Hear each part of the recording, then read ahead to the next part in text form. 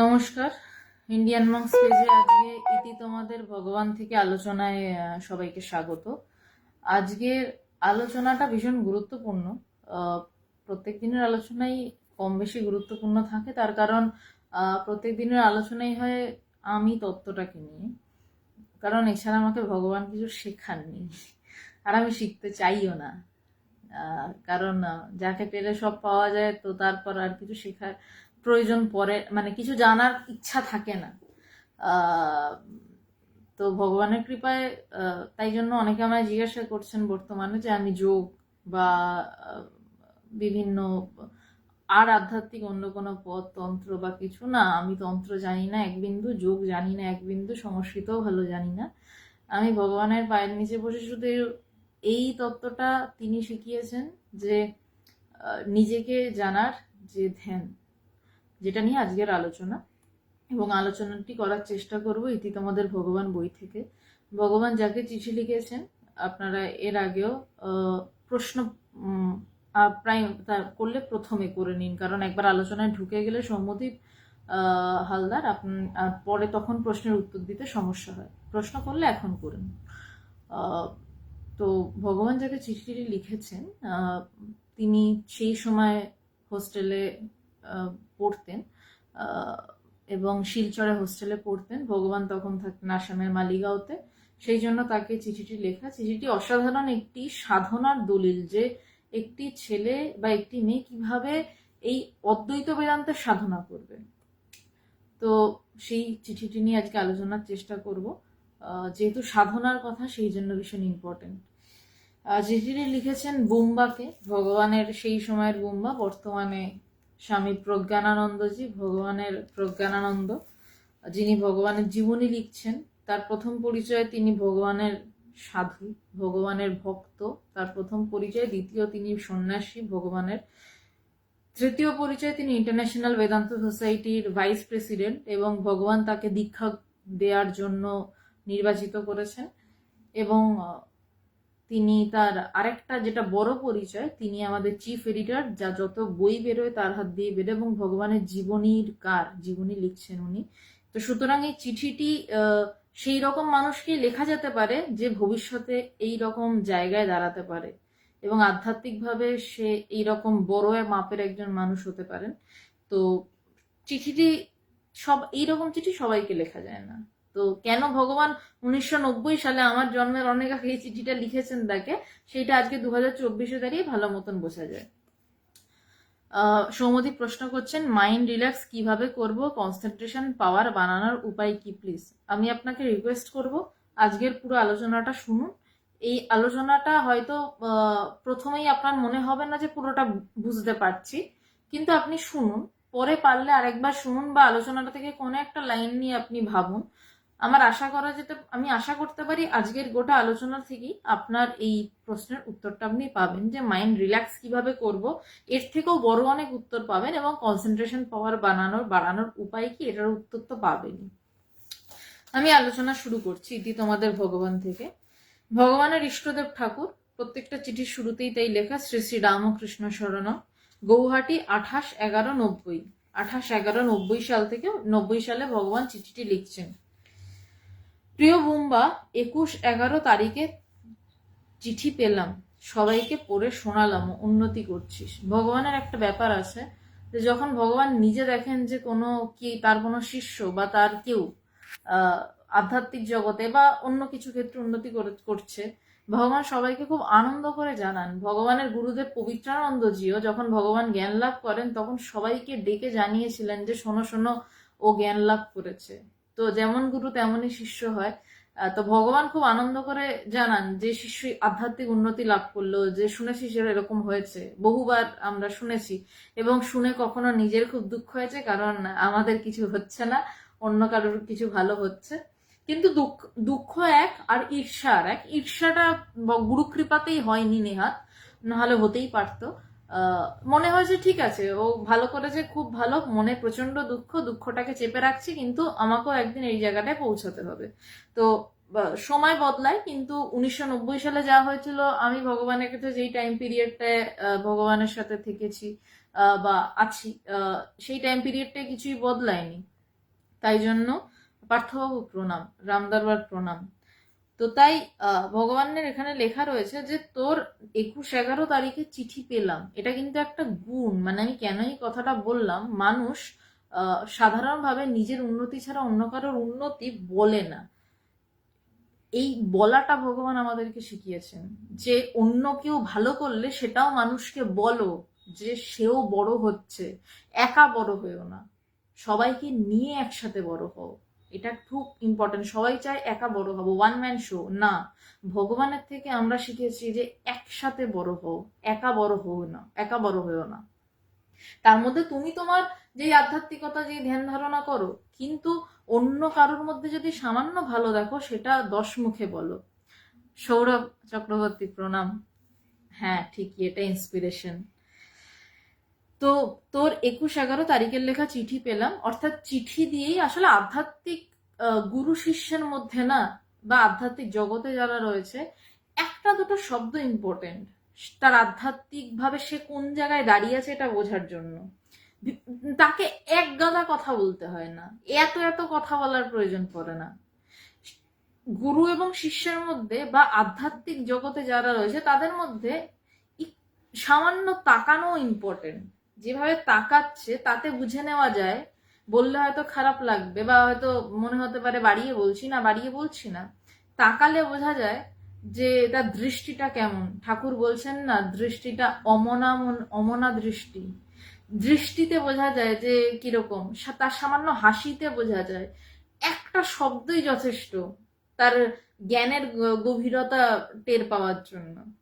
সেখানে প্রজ্ঞানানন্দজি, মানে বুম্বা, সরি, কারণ প্রজ্ঞানানন্দজি বলে অভ্যস্ত, তার চিঠি পেয়েছেন এবং সবাইকে পড়ে শুনিয়েছেন, কারণ ভগবান খুব আনন্দিত যে তার শিষ্য হোস্টেলে বসেও, এবং জানিয়ে রাখি খুব একটা সহজ হোস্টেল সেটা ছিল না। ইঞ্জিনিয়ারিং এর কম্পিউটার ইঞ্জিনিয়ার, তখন দেশের কম্পিউটার ইঞ্জিনিয়ারিং এর 3rd ব্যাচের স্টুডেন্ট ছিলেন। আরইসি বর্তমানে এনআইটি, সেই এনআইটিতে প্রজ্ঞানানন্দ মানে বুম্বা পড়তেন, প্রজ্ঞানানন্দজি পড়তেন। তো সেইখানে পড়াশোনা করতে করতে ভগবানের সাথে চিঠিতে তার কথা এবং তার উন্নতি হচ্ছে।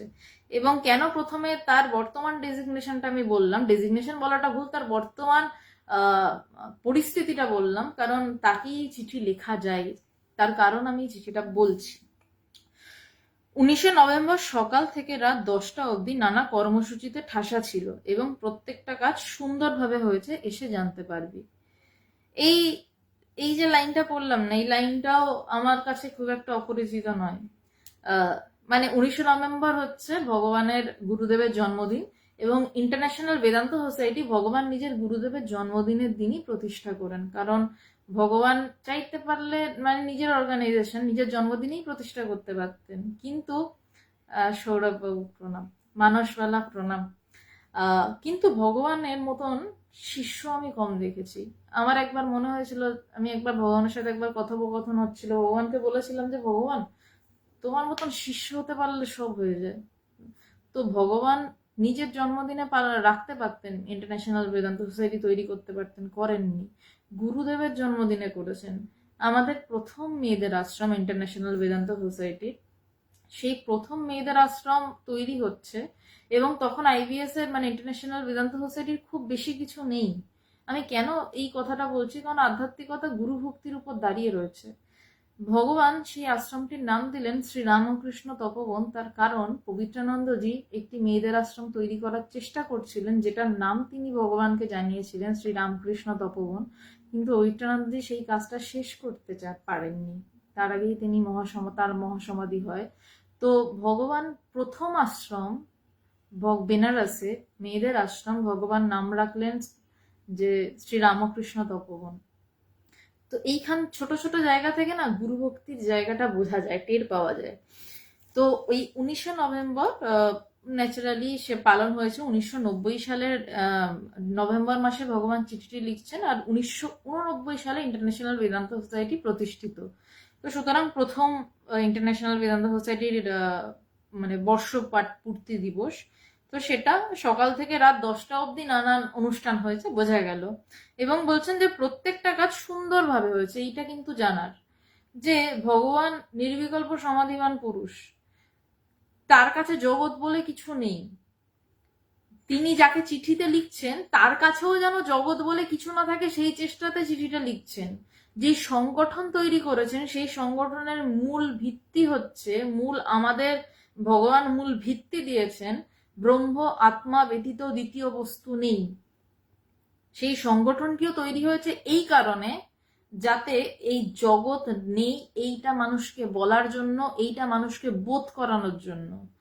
কিন্তু যখন জগতের কাজ করছেন ভগবান সেই সংগঠনের, তখন বলছেন যে প্রত্যেকটা কাজ সুন্দরভাবে হয়েছে। তার মানে আমি ব্রহ্ম চিন্তা করছি, মানে আমি ব্রহ্মজ্ঞান লাভ করে ফেললামও, মানে আমি জগৎটাকে উড়িয়ে দিতে পারি, কিন্তু আমাকে জগৎটাকে সিরিয়াসলি ডিল করতে হবে, কারণ আমি জগতে আছি।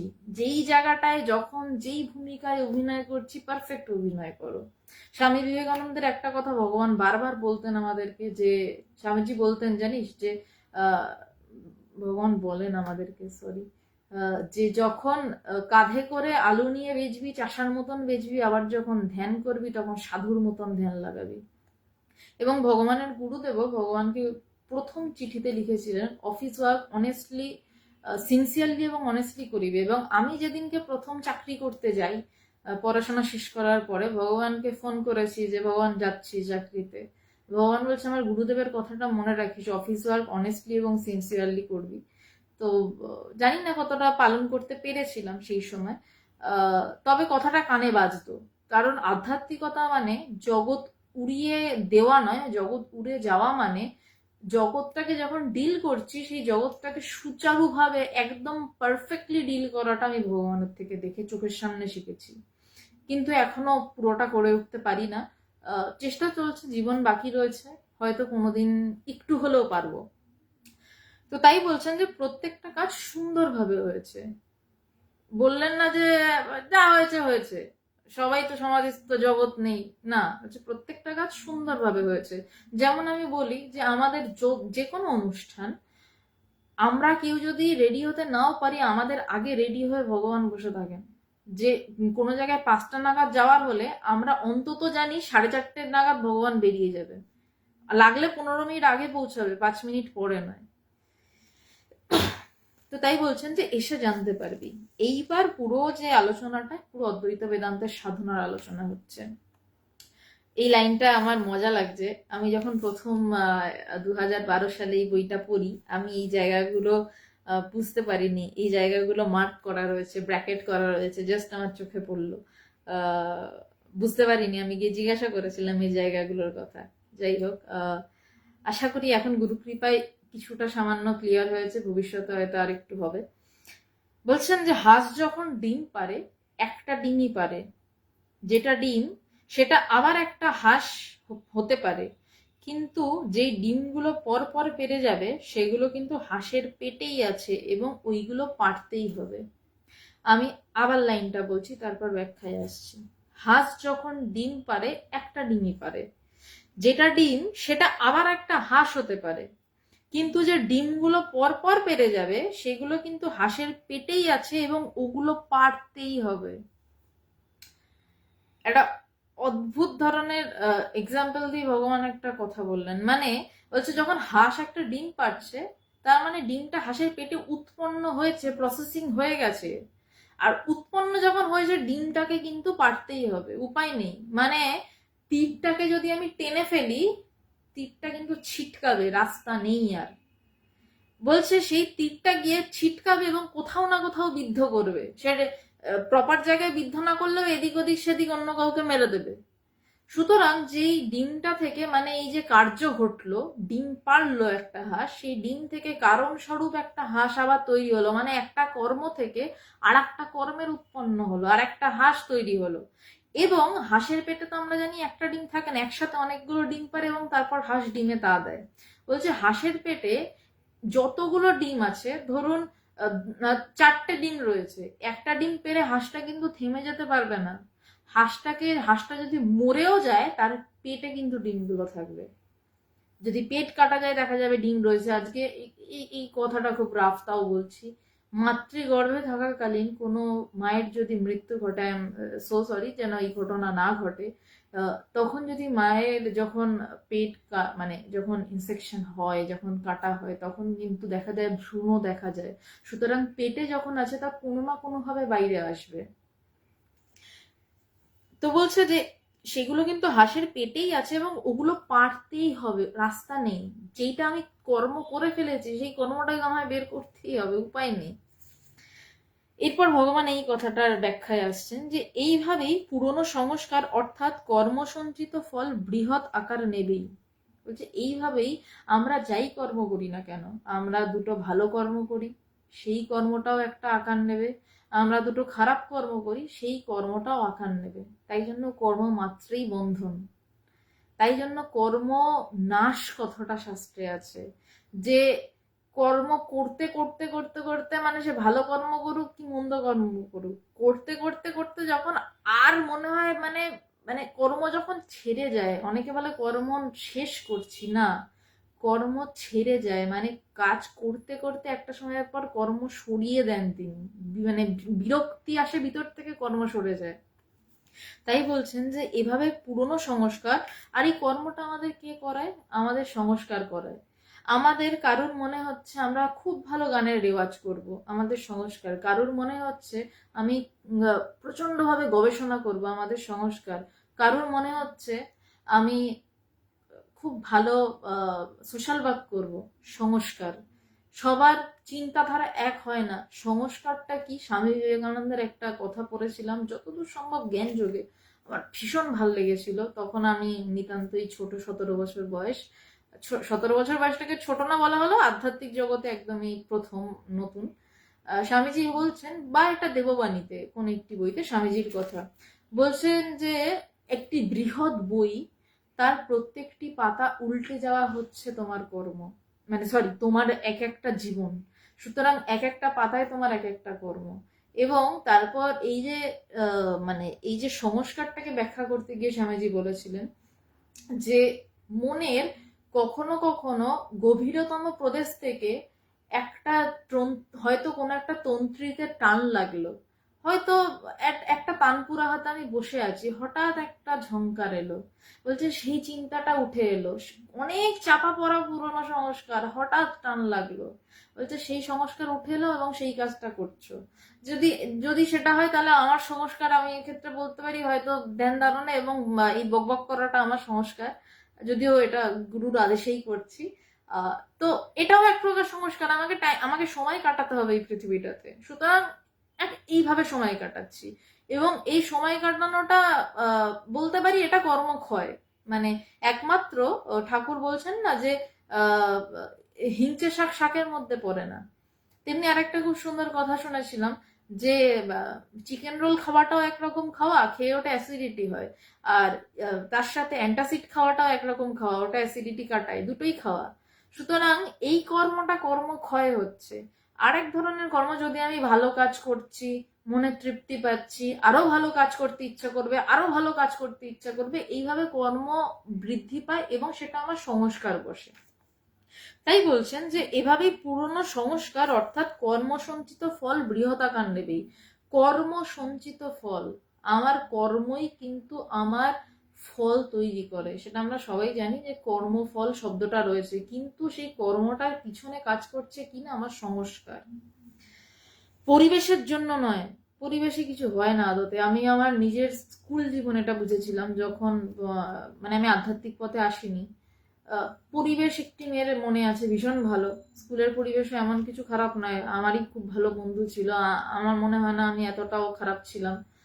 তার বাড়ির বাবা মাও ভীষণ ভালো, কিন্তু মেয়েটাকে দেখলাম দিনকে দিন এমন অসভ্য তৈরি হয়েছে, আমি সরি বলতে বাধ্য হচ্ছি, যে আমি তার সাথে আর কথা বলতাম না। আমার মনে হচ্ছে সেদিন আমি টের পেয়েছিলাম, ক্লাস বোধহয় 8-9-এ পড়তাম, যে বাবা মা, পরিবেশ, মানুষের কর্মের জন্য খুব বেশি দায়ী নয়, হয়তো সামান্য দায়ী হতে পারে, কিন্তু আসল কর্মটা কোথাও থেকে একটা আসে, নয়তো এইরকম একটা মেয়ে হতে পারে না। মানে আমার মনে আছে এই মেয়েটাকে আলাদা ধরে বুঝিয়েছিলাম যে বাবু কেন করছিস, তুই আমার বন্ধু, আমি তো করিনি, তুই তো কাকে দেখে শিখছিস এগুলো। সে আমাকে এটা বলেছিল, আমি না করে থাকতে পারছি না, আমার কথাটা আজও কানে বাজে, যে আমি এই কানে, সে কি কাজ আমি বলছি না আর কি, 8-9 বুঝে নি, আমি না করে থাকতে পারছি না। আমার তখন ভিতরে প্রচন্ড ধাক্কা লেগেছিল যে ওর বাবা মা তো এরকম নয়, আমি মিশেছি, পরিবার এমন নয়, বন্ধু সার্কেল এরকম নয়, তাহলেও না করে থাকতে পারছে না। তাহলে কি এটা জন্মগত? এখন আধ্যাত্মিক জগতে এসে বুঝি এটা জন্মান্তর অনেকগত। এটা কর্ম, এটা হচ্ছে কর্ম এবং তার সংস্কারের ফল। এটা যে পরিবেশের জন্য নয়, সে নিজেই পরিবেশ তৈরি করবে।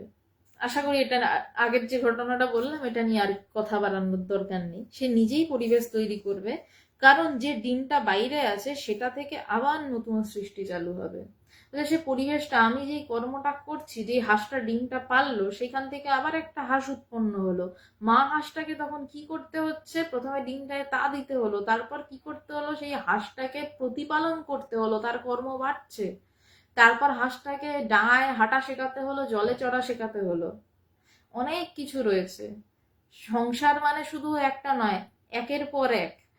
প্রথমে মানুষ বলে যে ছেলে মেয়ে একটা বিয়ে করো, মানে আমি এই টোটাল ঘটনাটার বিপক্ষে নেই, আমি বলছি আর কি। কালচক্রটা আমাদেরকে কিভাবে গ্রাস করে, এক সেকেন্ড। কালচক্রটা আমাদেরকে কিভাবে গ্রাস করে না, প্রথমে আসে হচ্ছে বিয়ে করো, বিয়ে হচ্ছে না, বিয়ে করো, চারদিক থেকে প্রেশার। তারপর হলো বিয়ে হয়ে গেল, আচ্ছা বাচ্চা হলো না, হলো বাচ্চা। তারপর বাচ্চাটার পিছনে দৌড় দৌড় দৌড়, তাকে বড় করা। আমি এগুলো কোনোটাই খারাপ বলছি না, আমি উদাহরণ দিচ্ছি, প্লিজ আমাকে মানে আমি বিয়ের বিপরীত বা পরিপন্থী নই। আমি বিয়েরও পরিপন্থী নই বা লিভিনেরও পরিপন্থী নই। আমি মানে যার যেরকম ভাবে থাকা পছন্দ সে থাকবে, সেটা নিয়ে আমার কোনো বিষয় নয়। তারপর বাচ্চাটা বড় হলো, চাকরি পেলো।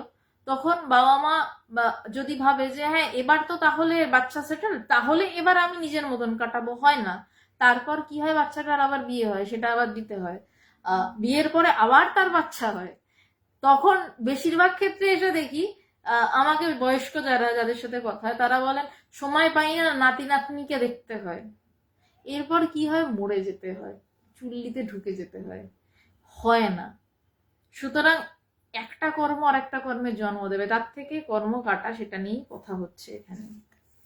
তাই বলছে যে সে নিজেই পরিবেশ তৈরি করবে। এই যে গোটা প্রসেসটা বললাম, মানুষের ক্ষেত্রে বলছি, এটা কি আমি নিজেই পরিবেশটা তৈরি করলাম না? আমি নিজেই নিজেকে একটা বন্ধনে জড়ালাম, সেখান থেকে আরো একটা বন্ধন ভালোবেসে জড়ালাম, সেখান থেকে আরো একটা বন্ধন, অথচ প্রত্যেক মুহূর্তে বলছি দূর বাবা ভাল লাগে না এত কাজ, দূর বাবা ভাল লাগে না এত কাজ। তোমাকে জড়াতে কে বলেছিল বাবা? তুমি জড়ালে কেন? তো যাই হোক, তো বলছে সে নিজেই পরিবেশ তৈরি করবে, কারণ যে ডিমটা বাইরে আছে সেটা থেকে আবার নতুন সৃষ্টি চালু হবে, কিন্তু যেগুলো ভেতরে আছে সেগুলোর সে ক্ষমতা নেই। তাই উৎসে তাকাতে হবে, ডিম উৎপত্তি স্থানে। এবার আরো ইন্টেন্স হচ্ছে আলোচনাটা। বলছে যেটা বাইরে ডিমটা বেরিয়ে গেছে সেইটা থেকে তো আমার যা কর্ম হবে, কিন্তু যেইটা ডিমগুলো ভিতরে রয়েছে সেই উৎসের স্থানে তাকাতে হবে, সেই উৎপত্তি স্থানে তাকাতে হবে। সেটাকে বলছেন যে ডিম উৎপত্তি স্থানে তাকাতে হবে, নষ্ট করতে হবে সেই জায়গাটা। বলছে যেই জায়গাটা থেকে উৎপত্তি হচ্ছে ওই জায়গাটাকে নষ্ট করে দাও। আমি যদি একদম মানবীয় বিজ্ঞানে আসি, ফ্যালোপিয়ান টিউবটাই যদি নষ্ট হয়ে যায়, বাচ্চা হবে না। আর এটাই আধ্যাত্মিক ভাবে বলছেন যে মনের চিন্তা অহরহ মন থেকে উঠছে। আমরা সারাদিন কিভাবে বাঁচি, ঘুম থেকে উঠলাম একটা চিন্তা, আবার একটা চিন্তা, আমরা চিন্তা ধরে ঝুলে ঝুলে বাঁচি। বলছে ওই চিন্তাটা যেইখান থেকে উঠছে সেইখানে তাকিয়ে থাকো। বলা হয়নি হিমালয়ের দিকে তাকিয়ে থাকো বা হিমালয়ে বসেই তাকাতে হবে। আমি খাটে বসেই তাকাতে পারি। আমি যখন হোস্টেলে থাকতাম হোস্টেলে বসেই তাকাতে পারতাম। যাকে চিঠি লিখছেন তাকে হোস্টেলে বসেই কাজটা করতে বলছেন, বলেননি যে সন্ন্যাসী হয়ে পাহাড়ে চলে গিয়ে তারপর নিজের দিকে তাকা। বলছে যেইখান থেকে চিন্তাটা উঠছে সেই চিন্তার জায়গাটাই তাকাতে হবে। এটা খুব সহজ একটা বিষয় নয়, আবার শুরু করলে খুব কঠিনও বিষয় নয়। বলছে কিভাবে না, তাকিয়ে থাকো, নিজের ভেতর খুঁজে পাবে চিন্তার উৎপত্তি স্থল, এটাই সাধনা। খুব ছোট্ট দুটো লাইনে ব্যাখ্যা করলেন ভগবান। বলছে কিভাবে নষ্ট করতে হবে জায়গাটা। বলছে যেইখান থেকে আমার মন উঠছে তার মানে আমার জগৎ উঠলো। আমার একটু ইয়েতে যাচ্ছি, একটু সূক্ষ্ম জায়গায় যাচ্ছি, একটা চিন্তা উঠলো, সেই চিন্তাটা নিয়ে যদি আমি কোনো কর্ম না করি, চিন্তাটা আবার মিলিয়ে গেল, যেখান থেকে উঠলো সেখানেই মিলিয়ে গেল। যদি একটু এইটা বুঝতে গেলেও একটু শান্ত হওয়ার প্রয়োজন আছে। যেখান থেকে এই চিন্তাটা উঠলো, আমি চিন্তাটা অ্যাকসেপ্ট করলাম না, শুধু চুপচাপ দেখছি, চিন্তাটা মিলিয়ে গেল। তারপর ক্ষণিকের মধ্যে আর একটা চিন্তা উঠলো। চিন্তা, এই দুই চিন্তা ওঠার মধ্যে সামান্য মানে মানে এক ফোঁটাও গ্যাপ যদি থাকে, সেই মুহূর্তেই ব্রহ্মজ্ঞান হয়। কারণ চিন্তা শূন্য মন, বা চিন্তা শূন্য মন বলাটা ভুল, মনটাই সেই মুহূর্তে উড়ে যাচ্ছে। যতক্ষণ মন, ততক্ষণ এই এই এই চিন্তা উঠতে থাকছে। মানে একটা, মানে যদি মনের দিকে তাকানো যায় না, আমার মনে হয়েছিল যখন প্রথম মানে মানে ভগবানের কৃপায়, মানে কেন বারবার বলছি ভগবানের কৃপায়, কারণ গুরু কৃপা ছাড়া মনের দিকে তাকানো যায় না।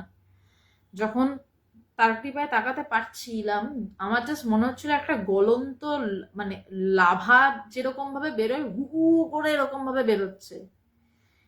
ধীরে ধীরে চুপচাপ তাকিয়ে থাকতে থাকতে জায়গাটা শান্ত হয়। ওই উৎপত্তির দিকে কিছু না, তোমাকে বলা হয়নি ওর উপর জল ঢালতে, চুপচাপ তাকিয়ে থাকো। তাকিয়ে থাকতে থাকতে চিন্তার স্রোত কমে। যত চিন্তাটা হু হু করে হচ্ছিল, চিন্তার স্রোত কেন কমে তার কারণ আছে। তার কারণ আমি নতুন চিন্তার জন্ম দিচ্ছি না, তার কারণ আমি কোনো চিন্তাটাকেই কর্মে পরিণত করছি না, জাস্ট দেখছি চিন্তা উঠছে মিলিয়ে যাচ্ছে, উঠছে মিলিয়ে যাচ্ছে। আস্তে আস্তে চিন্তার স্রোত কমে। চিন্তার স্রোত কমে তখন একটা সময় থাকে কোনো চিন্তা নেই, কিন্তু আমি দেখতে পাচ্ছি চিন্তা নেই, তার মানে চিন্তা নেই এবং আমি, এই দুই রয়েছে। তারপর একটা সময় পর শুধু চিন্তা বলে কিছু আর নেই, শুধু আমি আমি একটা ভাব ওঠে, একটা আছি, অস্থি অস্থি ভাব মাত্র। ওই অস্থি ভাবটা বড় জ্বালাতন। ওই অস্থি ভাবের দরজায় লাথি কিল ঘুষি সমানে মারতে হয়, এবং ওই দরজা কখন খুলবে কেউ জানে না। ওই দরজায় লাথি কিল ঘুষি ক্রমাগত মারতে মারতে আমার যাবতীয় শক্তি, যত শক্তি, মানে আমাদের প্রত্যেকেরই অহংকার আছে, জ্ঞান লাভ করে ফেলবো। যে সাধক তারও থাকে, যে সাধক নয় তারও থাকে যে করব না, সাধনা শুরু করলে হ্যাঁ আমি করে পারবো। ভীষণ সূক্ষ্ম, বোঝা যায় না। সবাই হয়তো হাত জোর করে বলছে না আমি কি পারবো, তিনিই পারবেন, কিন্তু সাধনা করতে বসলে বোঝা যায় অহং যখন আকারিত হয়, যখন অহং আকারিত হয়, অহংকার হচ্ছে, সেটা কি ভয়ানক হয়। ওই জায়গাটাই অস্থি মাত্র, যখন আমি আমি আমি আমি উঠছে, শুধু আর কোনো চিন্তা নেই, কিন্তু আমি উঠছে আর আমি দেখছি। ওই জায়গায় লাথি কিলচর ঘুষি মারতে মারতে ঠিক যেই মুহূর্তে হঠাৎ আমি কোলাপস করে যাই, হঠাৎ একটা কোলাপস করে যায় মানুষ, মানুষ তো কোলাপস করে যায় মানে কি, চলতে চলতে ধুম পড়ে গেল। যেই মুহূর্তে পড়ে গেল সেই মুহূর্তে তার প্রকাশ, তার মানে সেই মুহূর্তে তার অহংকার নাশ, আর সেই মুহূর্তে তার প্রকাশ। তো এটা কিভাবে হচ্ছে না, মনের উৎপত্তির দিকে তাকাতে হবে, অন্য কিছু নয়। সৌম্যদীপ, আপনি যে প্রথমে জিজ্ঞাসা করেছিলেন কনসেন্ট্রেশন, এর থেকে বড় কনসেন্ট্রেশন তো খুব ছোট কথা। কনসেন্ট্রেশন বাড়াবার জন্য ধ্যান ট্যান এসব ছোট কথা। আমি বলছি আলটিমেটলি মানে কনসেন্ট্রেশনের আকর যেখানে, সেই জায়গাটা যেখান থেকে সবকিছু কনসেন্ট্রেশন কনসেন্ট্রেশন অনেক দূরের বিষয়, সেই জায়গাটায়।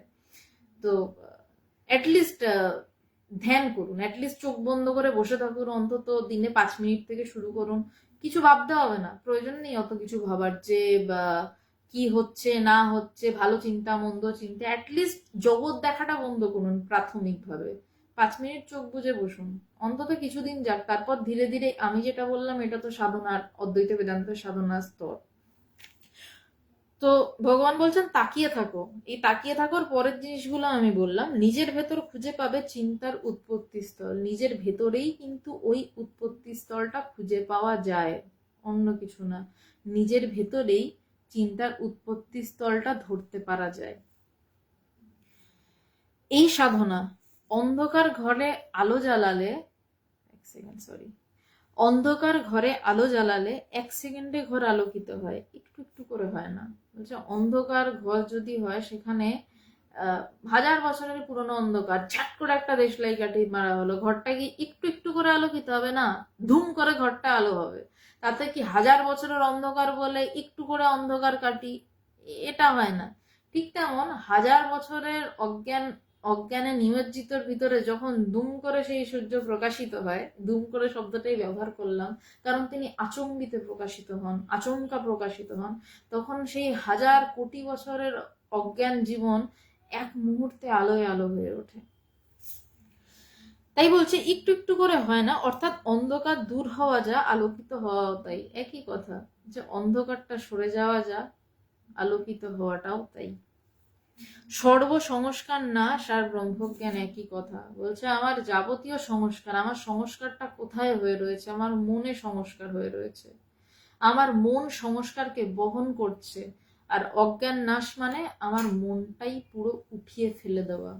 মানে বলতে পারি এক বালতি জলের মধ্যে, ভগবান বলেছিলেন একদিনকে যে এক বালতি জলের মধ্যে একটা কয়েন দেখতে পাওয়া যাচ্ছে, উপর থেকে জলটা আন্দোলিতও নয়, একদম স্পষ্টভাবে কয়েনটা দেখা যাচ্ছে। এটা সবিকল্প সমাধি। জলটা উঠিয়ে পুরো ফেলে দাও, কয়েনটাকে হাতের মুঠোয় নিয়ে নাও, এটাও নির্বিকল্প সমাধি। মানে পুরো বিষয়টা হাতের মুঠোয়, এবং কয়েনটা কিন্তু আমি আগেও দেখতে পাচ্ছি, এবং যদি জলটাকে নাড়াই এরম করে তাহলেও মাঝে আমরা দেখবো কিছু একটা রয়েছে। যদি জলটা একটু ঘোলাও হয় তখন কিন্তু আমরা বুঝবো কিছু একটা রয়েছে, চকচক করছে। কিন্তু জলটা যদি নিকষ কালো হয় তখন দেখা যাবে না। এই সাধনা করে করে ধীরে ধীরে ময়লা কাটাতে হয় আমাদের মনের, যে এই নিকষ কালো অন্ধকারটা, এই সাধনাটাকে দিয়ে ধীরে ধীরে কাটাতে হয়। তাই বলছেন যে অর্থাৎ অন্ধকার দূর হওয়া, আলোকিত হওয়া তাই। সর্বসংস্কার নাশ আর ব্রহ্মজ্ঞান একই কথা। বলে যাবতীয় সংস্কার নাশ আর ব্রহ্মজ্ঞান হচ্ছে সেটা একই বিষয়। তাই শাস্ত্রে বলছে মহিষের শিঙের উপর একটা সর্ষে যতক্ষণ থাকে ততক্ষণই ব্রহ্মজ্ঞান হয়। ব্রহ্মজ্ঞান হতে অনেক সময় লাগে না, একটা ক্ষণ। আপনি চিন্তা করে দেখুন শাস্ত্রের কথা, যে মহিষের শিং কিরকম পিন পয়েন্টেড তার মাথা, আর সর্ষের দানা সেখানে রাখলেই তো গড়িয়ে পড়বে, জাস্ট রাখলেই গড়িয়ে পড়বে। বলছে ওই মুহূর্তে ব্রহ্মজ্ঞান হয়, জাস্ট এই চুটকি, আর কিছু না, এই একটা চুটকি জীবন বদলে দেয়। তো মহিষের শিঙের উপর একটা সর্ষের দানা রাখতে যতটুকু সময়, ততক্ষণে ব্রহ্মজ্ঞান হয়। হ্যাঁ, আমাদের সব স্টেশন পার হয়েই দিল্লি যেতে হবে। ভগবান লিখছেন যে হ্যাঁ, আমাদের এই সাধনাগুলো করে করেই দিল্লি যেতে হবে। দুম করে ফ্লাইটে করে দিল্লি গেলেও কিন্তু আমাদের সব জায়গা পেরিয়ে যেতে হচ্ছে। ট্রেনেও যে যাচ্ছে তাকেও পেরোতে হচ্ছে, একদিন সময় লাগছে, ফ্লাইটে 1.5 ঘন্টা কি 2 ঘন্টা সময় লাগছে, কিন্তু তাকেও কিন্তু সব পেরোতে হচ্ছে। তাই বলছেন যে হ্যাঁ, আমাদের সব স্টেশন পার হয়ে দিল্লি যেতে হবে। অর্থাৎ পেটের ভেতর হাঁসের যে ডিমগুলো আছে সেগুলো তো বের হবেই, অর্থাৎ যে কর্ম করে ফেলেছি সেই কর্মগুলো তো বেরোবেই, সেই কর্মের ফল বেরোবেই, তবেই তো মুক্তি। যদি যতক্ষণ না ওটা বেরোবে ততক্ষণ আমরা মুক্তির দিকে যেতেই পারবো না। তাই নয় কি? বলছে এটা নয় কি ব্রহ্মজ্ঞান, অর্থাৎ ডিমের উৎপত্তি স্থান নষ্ট করে দেওয়া, কিন্তু যেগুলো ছিল সেগুলো বেরোবেই। বলছে ব্রহ্মজ্ঞান মানে মনের উৎপত্তি স্থলটাকে নষ্ট করে দেওয়া, মনের দিকে তাকিয়ে, যেটা আগে বললাম আর রিপিট করছি না। বলছে ওই দিকে ক্রমাগত তাকিয়ে সেই উৎপত্তি স্থলটাই যদি নষ্ট হয়ে যায় তাহলে সেই ব্রহ্মই করে থাকে, মন বলে আর কিছু থাকে না। কিন্তু সেটা নষ্ট করে দেওয়া, কিন্তু যেগুলো ছিল সেগুলো বেরোবে, যেই কর্মগুলো করা ছিল সেগুলো বেরোবে। কিন্তু জ্ঞানী পুরুষ ওই ডিম থেকে নতুন আর বাচ্চা বের করবে না। বলছে কিন্তু আর কি, কিন্তু বলছে জ্ঞানী পুরুষ কি করবে, ওই ডিম থেকে নতুন আর বাচ্চা বের করবে না। জ্ঞানী পুরুষ ওই ডিম যদি, যেই কর্মটা হয়ে গেছে সেটাকে তা দিয়ে আবার নতুন কোনো কর্ম করবে না, সে ওটাকে ওভাবেই রেখে দেবে। তাই জন্য আর নতুন কর্ম সৃষ্টি হবে না, নতুন ফলও সৃষ্টি হবে না, তার ফলে নতুন সংস্কারও সৃষ্টি হবে না। ধ্যান অর্থাৎ এক চিন্তা। ধ্যান মানে হচ্ছে এক চিন্তার নামই ধ্যান। ধ্যান মানে যে কোনো বিষয় এক চিন্তার নাম ধ্যান। মনের দিকে তাকিয়ে যদি একভাবে থাকতে পারি সেটাই ধ্যান। অনেকে আমাকে প্রশ্ন করেন যে যিনি ইষ্ট তাকে নিয়ে কিভাবে ধ্যান করব, তিনি এভাবে খেলেছেন, এই করেছেন, সেই করেছেন, না এটা ধ্যান নয়। তার লীলা চিন্তা করা ধ্যান নয়, কেবল ইষ্ট চিন্তা ধ্যান। আমি যদি কৃষ্ণকে ভাবি, শুধু কৃষ্ণকে ভাবছি, এটা ধ্যান। তার ছবিটাই রয়েছে, আর কিছু নাই। কৃষ্ণ কিভাবে মাখন চুরি করতো আমার বিষয় নয়, তাহলে আমি কৃষ্ণ থেকে মাখন চুরিতে গেলাম, মাখন চুরি থেকে আমার ফ্রিজে মাখন আছে কিনা কিছুক্ষণ পর খুঁজতে চলে যাবো, হয়তো একটু খেতে ইচ্ছা করবে। যেই মুহূর্তে লীলা চিন্তা সেই মুহূর্তে জগৎ, কিন্তু এক চিন্তা কৃষ্ণ, ব্যাস। বা মাকে চিন্তা করছি, ব্যাস, শেষ। এক চিন্তার নাম ধ্যান। যেভাবে মনকে শান্ত করতে পারবি সেভাবেই করবি। আলটিমেট কথা হচ্ছে মন শান্ত করতে পারছি কি, সেটা যেভাবেই হোক, যদি এভাবে না হয় অন্য কোনো ভাবে মন শান্ত, কিন্তু এমন মন শান্ত করবেন না যেন পরমুহূর্তেই সেই মন শান্তটা আবার আর মনটা অশান্ত করে দেয়। তাই বলছেন যে মনকে শান্ত করতে পারবি সেভাবেই করবি, চলতে চলতেও ধ্যান হয়। এই লাইনটা নিয়ে বেশি কিছু বলবো না। যারা ধ্যানে পরিপক্ক অবস্থা, চলতে চলতেও নিজের ভিতর দিকে তাকিয়ে থাকা যায়, চলতে চলতেও, এই লাইনটা সবার জন্য নয়। জাস্ট বলে রাখছি, চলতে চলতেও ধ্যান হয়। চলতে শুধু বসেই ধ্যান হয় তা নয়, শুয়েও ধ্যান হয়, বসেও ধ্যান হয়, উল্টো করে যদি ঝুলিয়ে দেওয়া হয় তাহলেও ধ্যান হয়। কারণ ধ্যানটা কোনো আসন, কোনো চলা ফেরা কিছুর উপর নির্ভরশীল নয়। ধ্যান একমাত্র নির্ভরশীল আমার মনের উপর এবং আমি কি চিন্তা করছি তার উপর। সুতরাং এইটা নিয়ে আমি বেশি কথায় যাব না, কারণ এটা একটা অধিকারী বেসের কথা। ভালো আছি, সপ্রেম ভালোবাসা নিবি কাকু। তখন ভগবানকে সবাই কাকু বলেই ডাকতেন। তাই বলছেন যে চলতে চলতেও ধ্যান হয়, এটা বাদ দিন। ভালো আছি, কারণ এই কথাটা সবার জন্য নয়। সপ্রেম ভালোবাসা নিবি আমার ভালোবাসা নিস কাকু। এখানে চিঠিটি শেষ হচ্ছে।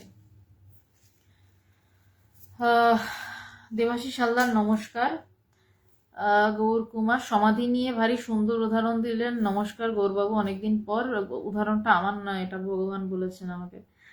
বিমল সরকার নমস্কার, বাংলাদেশ থেকে। বেশ। রবি রায় জয়গুরু। সৌরভ চক্রবর্তী প্রণাম। পার্থবাবু প্রণাম। সৌমদীপ, আশা করি আপনি উত্তর পেয়েছেন, বা না পেলেও শুরু করতে থাকুন। উত্তর আপনার ভিতর থেকে আসবে, বাইরে থেকে উত্তর আসার প্রয়োজন নেই। অ্যান্ড মাইন্ড রিল্যাক্স, আশা করি এটা বুঝতে পারছেন। আর কেউ নেই। সনাতন সত্য প্রণাম। গৌর কুমার নমস্কার।